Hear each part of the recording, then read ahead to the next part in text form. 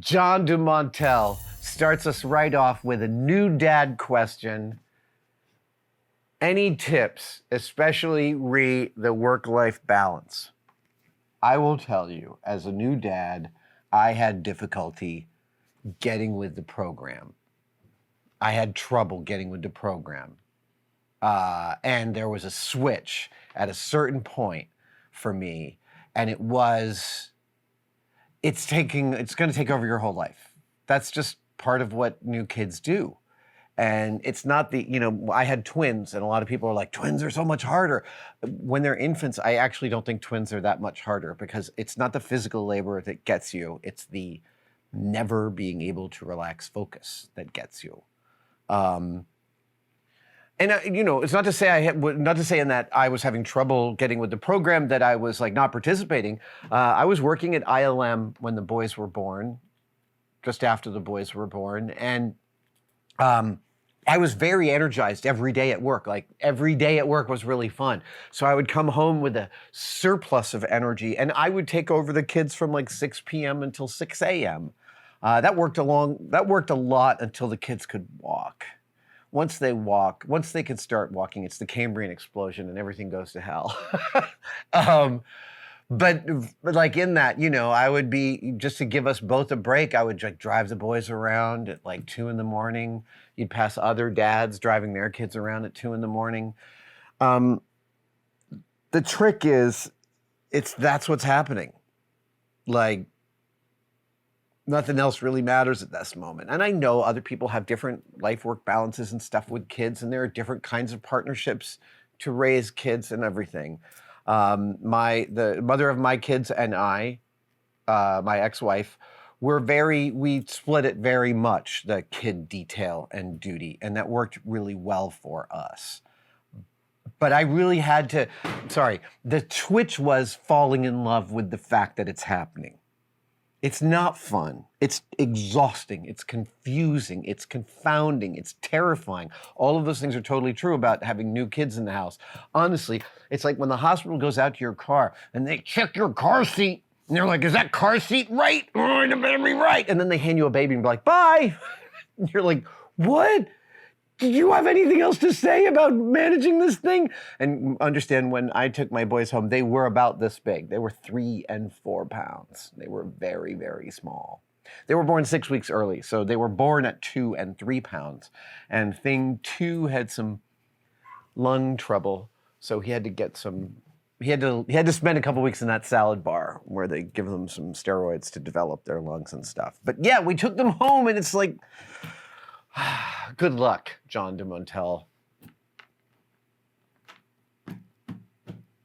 Yeah, you give over to it for a period of time, and then you eventually get your stuff back. You get yourself back. I was actually just saying to a couple of new dads recently that long after the kids are gone, long after they've left your house, you will still be waking up at like 6:30 every morning. For me, the long tail of the boys finally moving out, I think I was waking up between 6:30 and 7 every morning for at least 4 years after they left the house.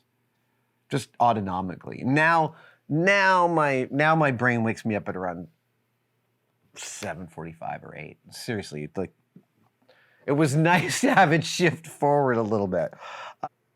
Okay, the CyberDeaf asks a question I'm going to jump to here. Do you believe that too much mobile usage might affect creativity negatively? I have a 14-year-old daughter, and she has started an artistic high school, but she's always on her mobile. Okay, so I just listened to one of the Patreon episodes of If Books Could Kill, which is released, the most recent one of the more recent ones, which is about kids and phone use and depression.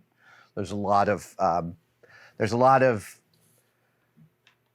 data out there, and it's confusing. The problem is there is no definitive data that proves that an excess of mobile usage leads to emotional problems. There's just not enough data, and it's not being garnered. That data is not being collected at a granular enough level to make reasonable conclusions. I also think, one of the things when my kids were young was we confiscated the phones every night at like bedtime. And that's just because, yeah, I just don't think young boys should have that much free time with the phone for all the obvious reasons. So we confiscated the phone every night at 9:30 until it became absurd. Like when I was 17 years old, it's like, yeah, you're go ahead. But we were unique in that. Among our peer group, we were one of the only parents that confiscated the phones at night. And I cast no aspersions. Everyone parents in their own way.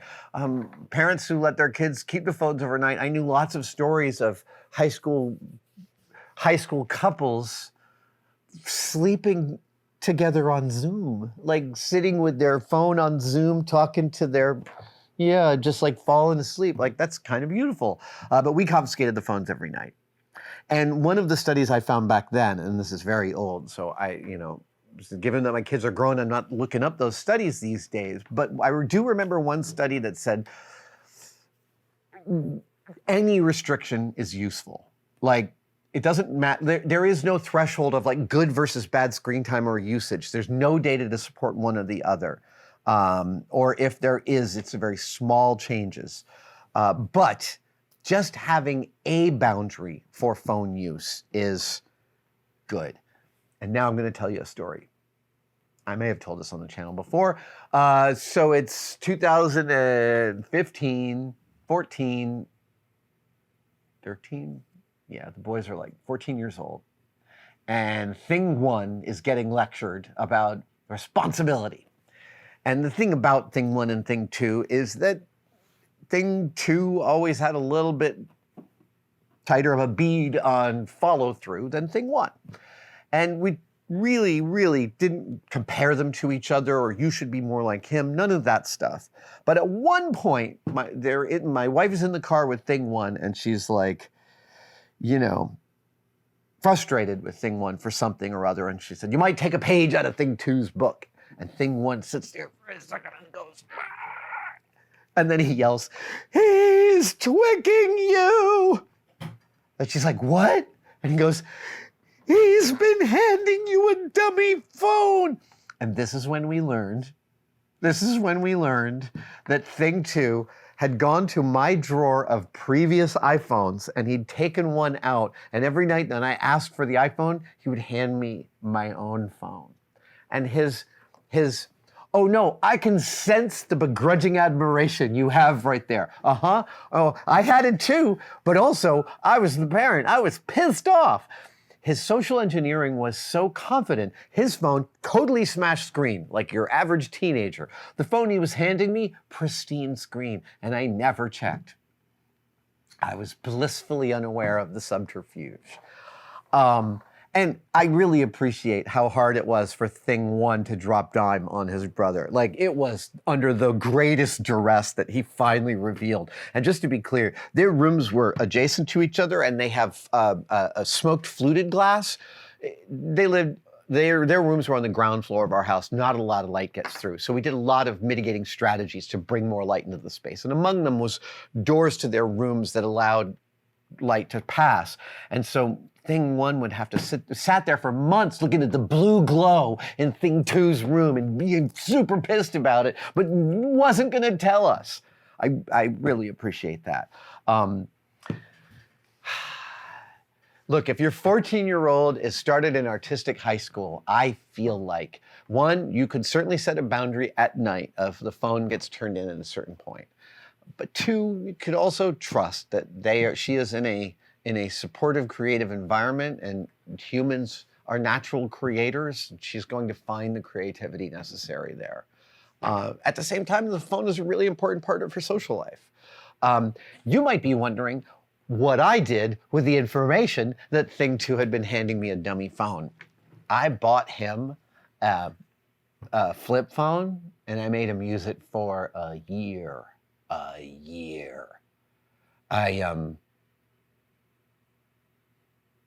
Yeah, I was good at like when I did something, I really followed through. I wasn't the kind to go, oh, don't do that or blankety blank. We followed through.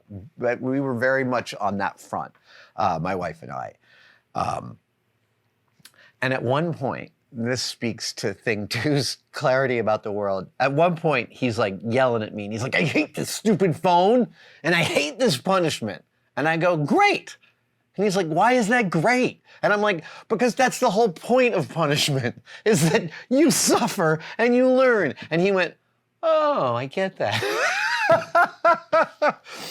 I really appreciated him seeing that through his anger at me at that moment. Yeah, the CyberDeaf, look, yeah. I think that the cost of policing your daughter's phone use might be higher than the utility you would get out of her having what you consider less codependent relationship with her phone. And she's gotten into a creative high school. Thing two went to a creative high school, went to Oakland School for the Arts for 5 years, and it was a spectacular experience for him. Thank you for watching that video. Are you as sick of the tosses to membership as I am? Good, because here's a brand new one that I recorded today, and it's nice and short. There are 3 tiers to Tested membership, and they all offer awesome stuff. Find out about it by clicking the join link below. We'll see you there.